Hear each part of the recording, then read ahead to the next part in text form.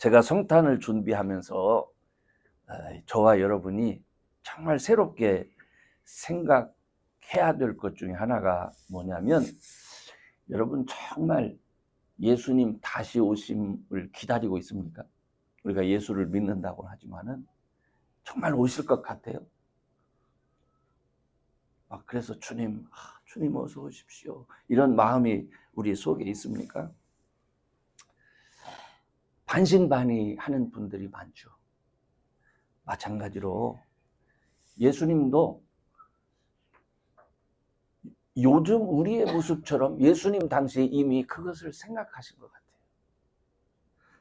사실 성도의 삶은요, 예수 믿는 사람은 항상 소망이 있는 사람입니다. 절대 예수 믿는 사람은 포기하는 게 없습니다. 낙심이 없어요. 왜냐하면 나를 지으신 하나님이 나와 함께 하신다는 믿음이 있기 때문에 항상 하나님을 의지하고 하나님이 도우시면 나는 다 할 수 있다 해서 결코 낙심하지 않습니다.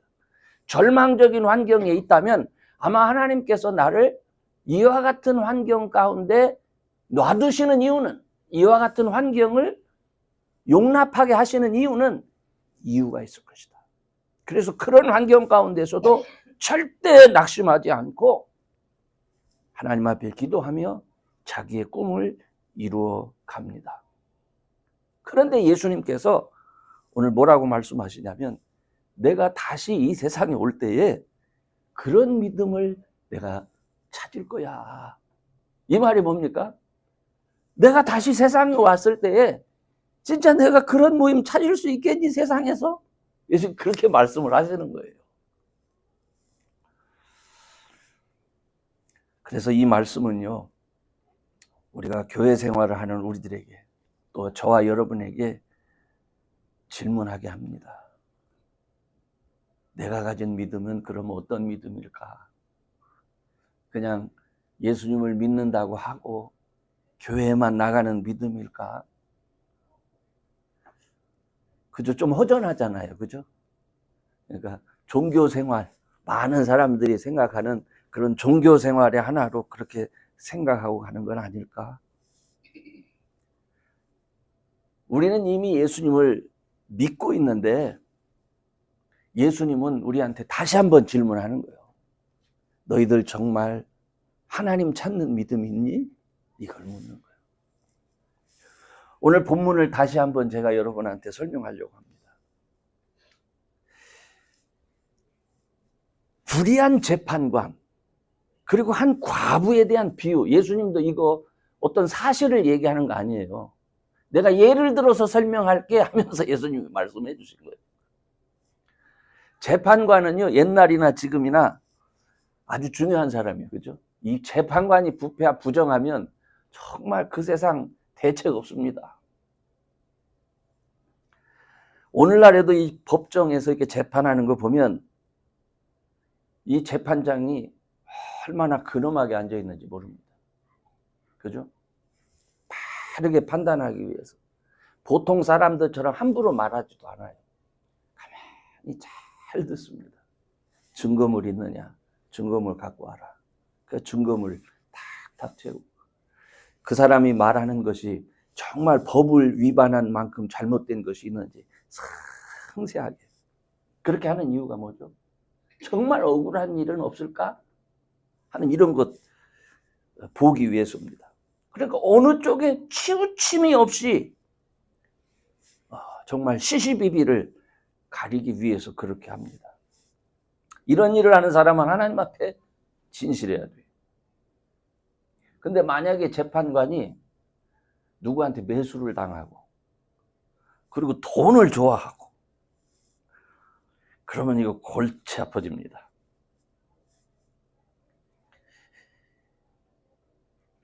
너무너무 억울한 사람이 많이 생기죠. 그래 요즘에 유전무죄, 또 무전유죄 이런 말도 생기잖아요. 돈이 있으면 있는 죄도 없는 것이 되고, 돈이 없으면 죄가 없어도 죄가 되는 그런 세상. 그래서 너무나 많은 사람들이 아파하죠. 그런데 오늘 예수님께서 예를 들어서 설명한 재판관이 이게 진짜 무전 유죄되는 그런 사람이에요. 이 사람은 하나님도 두려워하지 않아요. 사람도 무시합니다. 자기의 유익을 따라서 재판을 진행하는 사람. 그러니까 가난하고 소외된 사람들이 얼마나 고통스럽겠어요. 아예 그냥 억울한 일을 당하는 게 낫지 가서 재판했다가 오히려 더 힘들어지니까 그냥 포기하고 사는 거죠. 그런데 바로 그런 시대에 한 과부가 있었다는 거예요. 정말 그 당시에 예수님 당시에 과부라는 말은요, 가난하고 불쌍한 사람의 대명사입니다. 세상에 의지할 데 없는, 정말 아무도 돌봐줄 데 없는 그렇게 불쌍한 사람. 그런 과부가 재판관을 찾아가서 자기 억울함을 좀 풀어달라고 갔다는 거예요. 지금 시대하고는 달리 억울한 자가 직접 찾아가서 하소연했던 시절이니까 만나주기나 했겠습니까? 그렇죠. 그러니까 날마다 아마 그가 다니는 길목에 서서 손짓을 하면서 재판장님 했겠죠. 끈질기게 호소했다는, 끈질기게. 너무 그러니까 이 재판관이 하루는 속으로 야 정말 질기다 이렇게 생각을 하면서 질기다 하면서 내가 하나님도 두렵지 않고 사람도 무서운 이가 없는데 내가 정말 이거 내비뒀다가는 나 아주 피곤해서 못 살겠다. 이거 빨리 그냥 적당히 처리해 줘야 되겠다. 이렇게 마음을 먹고 일을 해결해 줬다는 거예요. 예수님이 그거를 예를 들어서 설명하면서 이 재판관의 속말을 한번 잘 생각해 봐. 불의한 사람도 너무 번거로우니까 그런데 하늘에 계신 너희 하나님께서 너희들이 이 땅에서 어려운 일을 당할 때 그 어려움을 하나님 앞에 하소연하면 하나님께서 너희들 기도 들어주지 않겠느냐? 하나님이 못 들은 자시겠느냐? 하나님 반드시 들어주셔. 그런데 문제가 뭡니까? 내가 이 땅에 다시 올 때에 많은 사람들이 하나님 믿는다고는 하는데 그런 상황에서 하나님 끝까지 의지하면서 기도할 수 있는 그런 믿음의 사람이 내가 올 때 있겠느냐. 예수님 그 말씀을 하신 거예요. 그러니까 여기서 중요한 게 뭡니까? 저는요, 제가 요즘 우리 시대를 살아가면서 특히 이민사회에서요, 수없이 많은 한국 사람들이 살다가 한계를 느끼고 주저앉는 것을 제가 많이 봤어요. 또 미국 사람들도 한계를 느끼는데 영어도 제대로 못하는 많은 사람들이 이게 우리 한계야. 억울한 일을 당하면 그냥 그러니까 아예 큰 꿈 꾸지 않아요. 그런 거 보면서 너무너무 안타깝죠. 근데 하나님은 그렇게 살지 말라는 거예요. 왜 하나님의 자녀가 너희들을 지키고 너희들의 귀에 너희들의 말을 듣는 하나님이 계시는데 왜 담대하게 부르짖으면서 너희를 못하고 그렇게 주저앉고 스스로 이게 내 한계야. 우리는 그냥 이렇게. 이건 하나님의 사람들의 모습이 아니라는 거예요. 그러므로 우리가 반드시 알아야 될 것은 여러분이 어려운 일을 당할 때 여러분이 알아야 되는 것은 우리가 예수를 믿게 된 이유는 예수님을 통해서 하나님께서 우리를 자녀 삼아주신 이유는 내가 너희들 문제를 해결해 줄 수 있는 너의 하나님이라는 거예요. 내가 네 아버지가 되겠다 이거예요. 아멘. 세상 살다 보니까 정말 억울한 일 많죠. 눈 뜨고 고백한다고 하는데 진짜 나쁜 사람들 많습니다.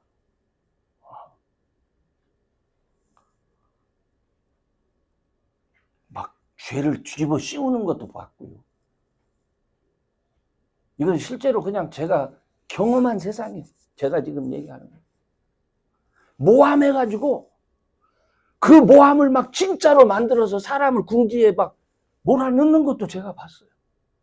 근데 놀라운 것은 제가 그걸 알기 때문에 아니라고 해도 그 말에 귀 기울여 주는 사람이 별로 없다는 거예요.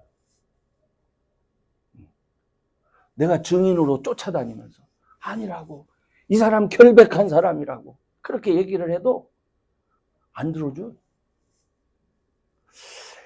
야, 이거 어떻게 세상이 이런 세상이 됐을까? 한국에서도 부정선거 얘기하잖아요. 재판장한테 가서 이렇게 이게 부정선거가 있던 이 증거입니다 라고 얘기를 해놔도 그거 어디서 났냐? 그래가지고 어디서 났다. 이거 정상적인 과정으로 네가 얻은 게 아니기 때문에 증거물로 채택할 수가 없다. 그럼 어떻게 하라는 거예요? 이런 세상이 되어버렸어요. 이런 세상. 그거 뭐 미국에서도 수도 없이 있는 일 아닙니까? 그러니 이런 세상에서 여러분이 산다는 것이 얼마나 힘들겠어요. 여러분들이 많은 정보가 있습니까? 아니면 무슨 뭐 돈이 많습니까? 아니면 누구 빽이라도 좀 든든하게 지켜줄 사람이 있습니까? 나도 모르는다. 주면 받고 안 주면 말고.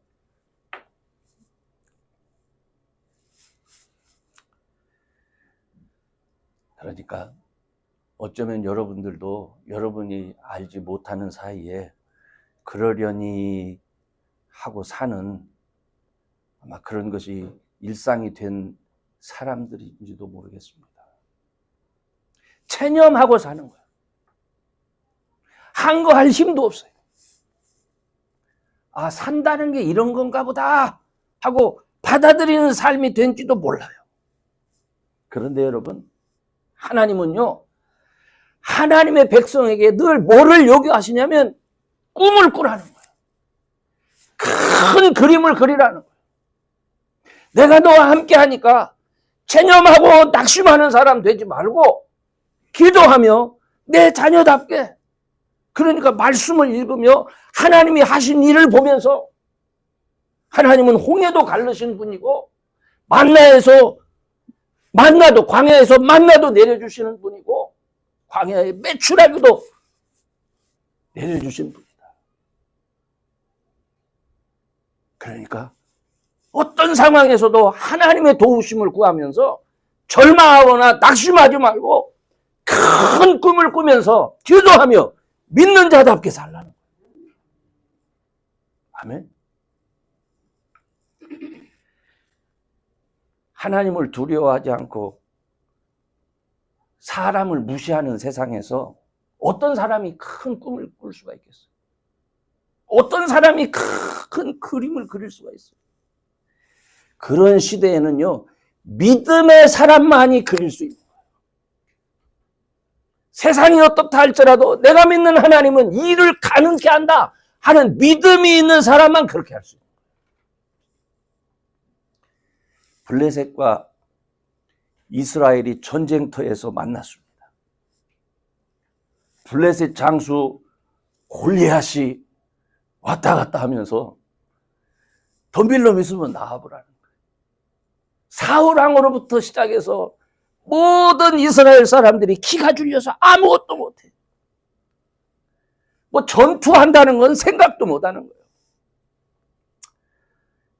차라리 무사히 살아서 돌아갈 수만 있으면 하는 이 생각 외에 어떤 생각을 할 수 있겠습니까?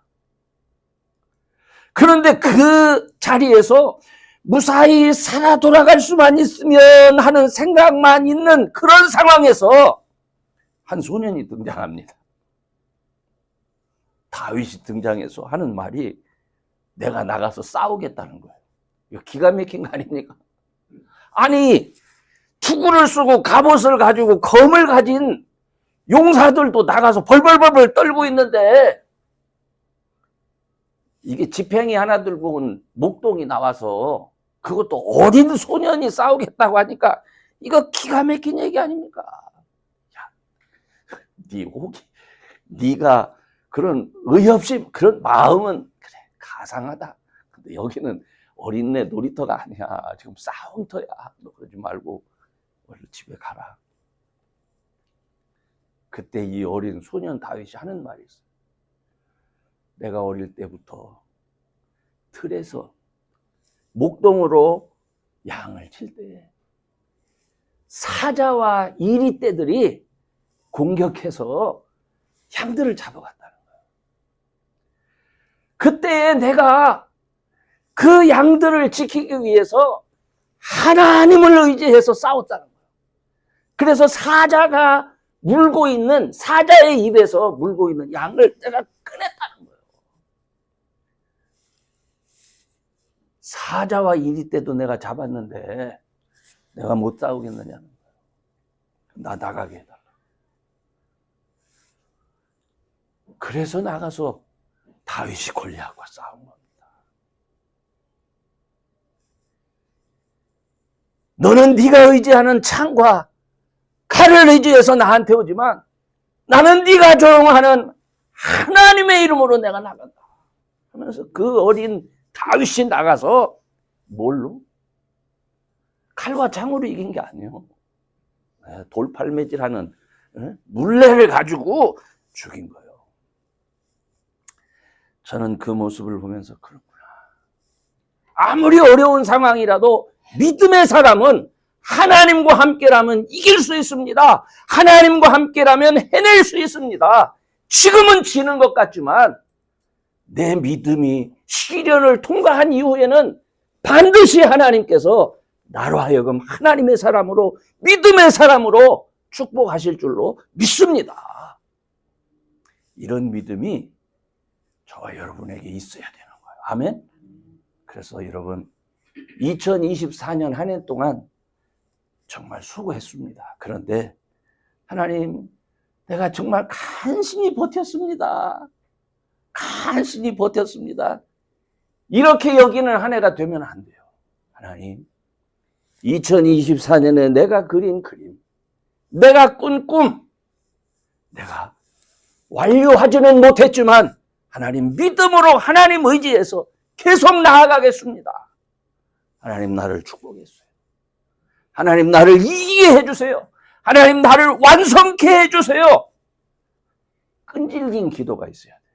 이 한 과부가 그 불의한 재판관을 향해서 그냥 날마다 길을 목에서 뭐 출근이고 퇴근이고 그냥 내 억울함을 풀어달라고 했던 이 과부의 모습이 이 정도는 아니라 할지라도 적어도 믿는 사람은 하나님 앞에 그렇게 부르짖는 모습이 있어야 된다는 거예요. 아멘. 그래서 여러분의 마음속에 정말 큰 그리 포기하지 않고 기도하며 고난 시련을 이겨낼 수 있는 그런 믿음의 사람들이 되시기를 주의 이름으로 축원합니다. 세 번째로 우리가 생각해야 되는 것은 불의한 재판관의 말한 거를 들어야 되는 거예요. 불의한 재판관이 뭐라고 그래요? 정말 너무 피곤하게 한다. 너무 피곤하게 하는데 내가 이거 들어줘야 되겠다. 이게 무슨 말이에요? 예수님이 이 예를 드신 이유가 뭐야? 너희들 답답한 일이 있고 억울한 일이 있으면 하나님께 풀어달라고 기도해, 그 말입니다. 여러분 한번 가만히 생각해 보세요. 올 1년 동안 정말 하나님 앞에 기도하셨습니까? 교회 다녔어요. 예수 믿었어요. 정말 기도했습니까?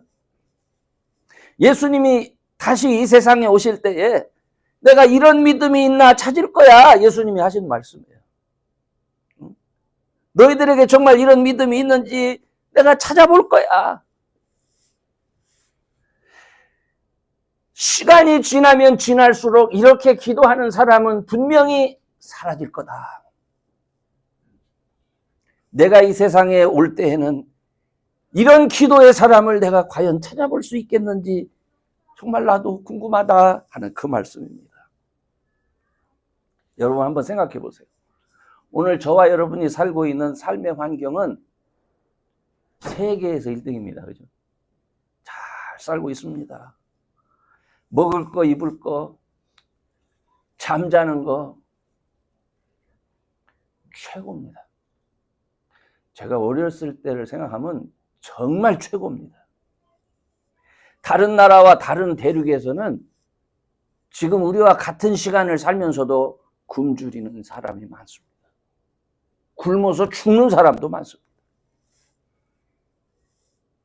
제가 이 말씀 드리는 이유는요, 제가 어렸을 때를 지금 생각하다 이만쯤 되면은 연탄가스로 맨날 죽는 사람이 많아요.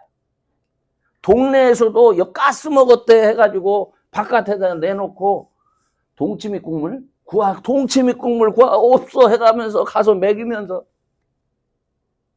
제가 실제로 저 클 때 우리 주변에서 봤습니다. 그렇잖아요.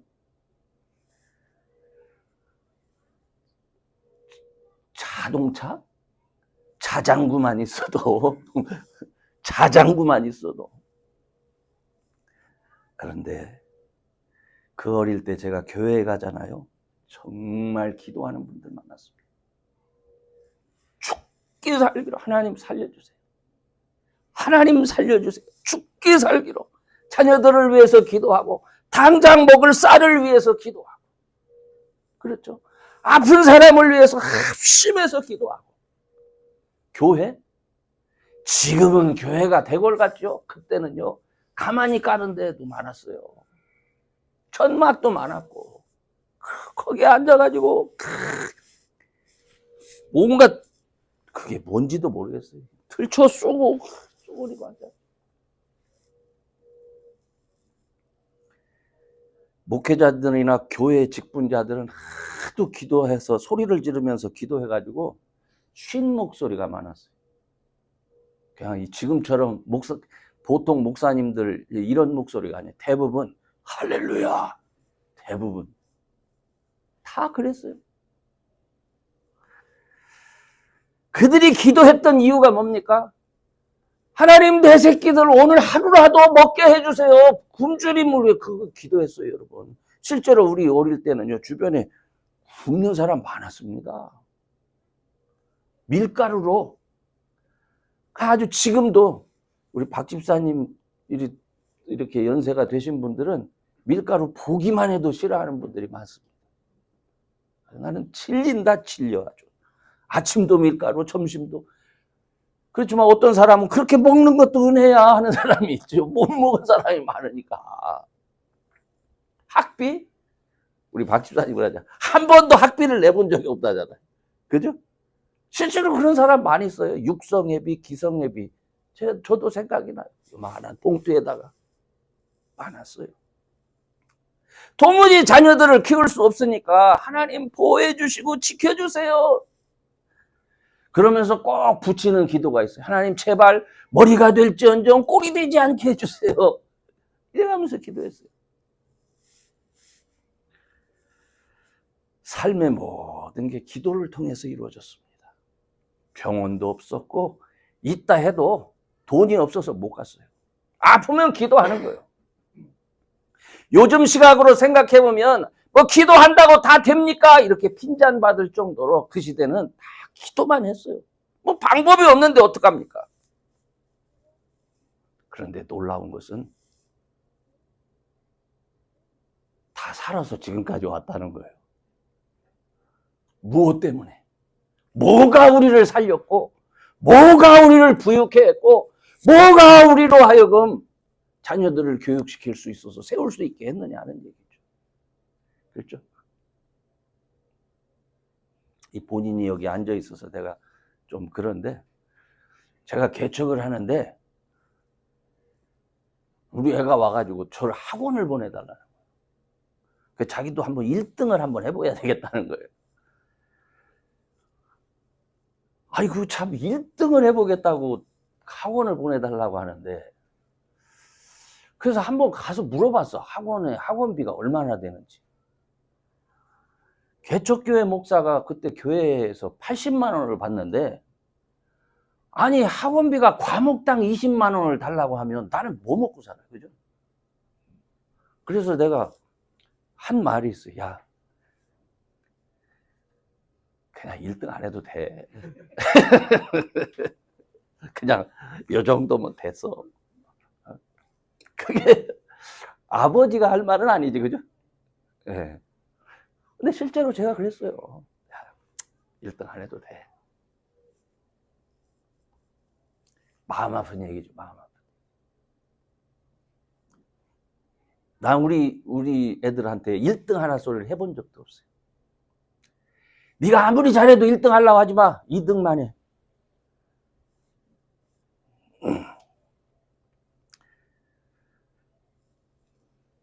다 간절함이 있어야 돼요.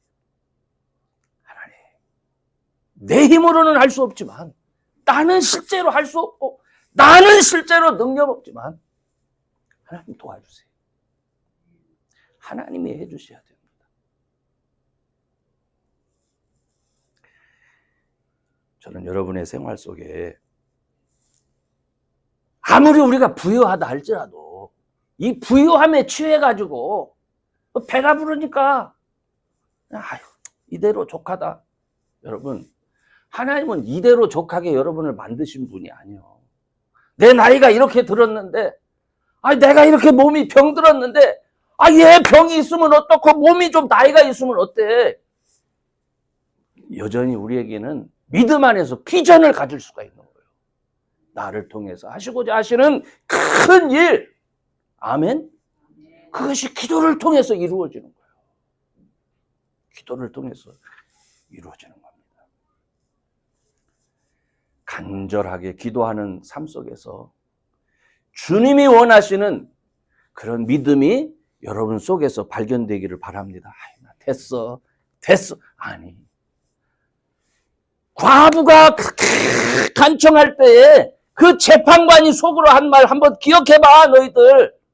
하늘에 계신 하나님께서 밤낮 부르짖는 너희들의 기도를 왜 안 들어주시겠니? 근데 인자가 올 때 과연 그런 믿음 있겠니? 주님 말씀하신 거예요. 지금 우리가 예배 드리는 이 장소 있잖아요. 이 자리는 사실은 새벽에 기도하기 위해서 찾은 장소예요.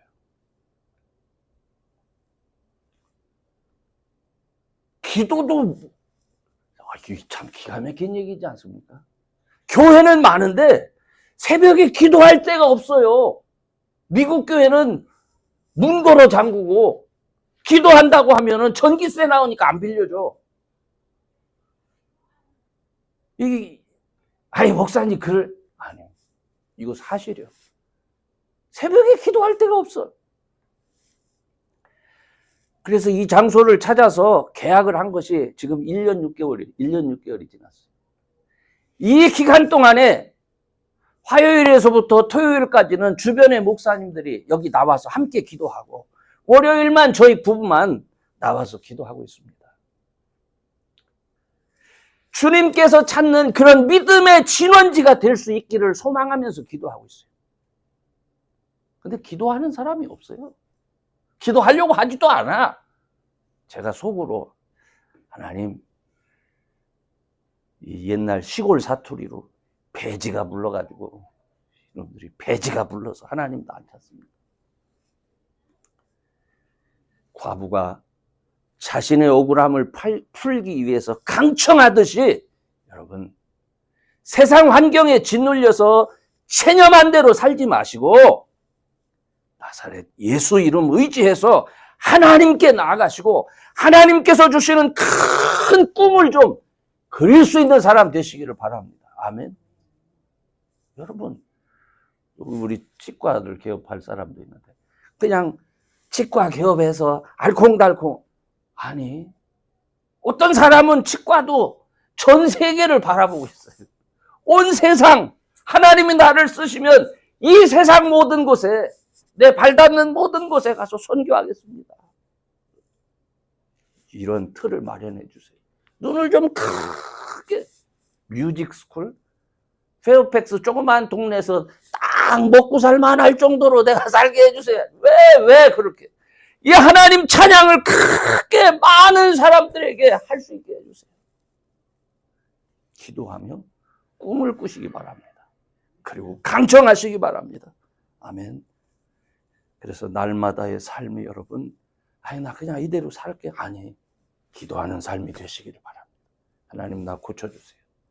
나사렛 예수의 이름으로 명하노니 병마야 물러갈지어다. 아멘. 나사렛 예수의 이름으로 명하노니 내 근심아 물러갈지어다. 스트레스야 물러갈지어다. 이래 하면서 날마다 기도하시고, 그래서 주님의 은혜와 축복이 성경에 있는 얘기가 아니라 여러분의 삶 속에서 실제로 경험되는 삶이 되기를 주의 이름으로 축원합니다. 아멘.